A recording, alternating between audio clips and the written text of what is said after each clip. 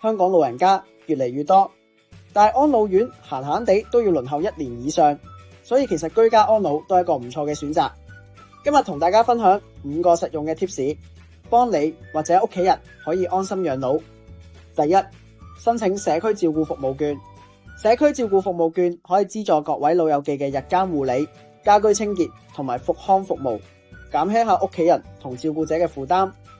第二，改裝家居安全設施，例如安裝防滑扶手、緊急鐘同埋智能燈，咁就可以有效防止長者跌倒。如果租住公屋嘅老友記，更加可以向房署申請免費改裝。第三，定期做身體檢查，好好管理糖尿病、高血壓呢啲慢性病，做到早發現、早預防。第四，加入屋企附近嘅鄰舍長者中心，多啲參加社交活動，俾個人多啲寄託，就可以減低孤獨感。第五，及早規劃退休財務安排，可以去了解下長者生活津貼、年金計劃或者安老逆按揭點樣申請同有咩要求，為自己退休生活安排穩定現金流。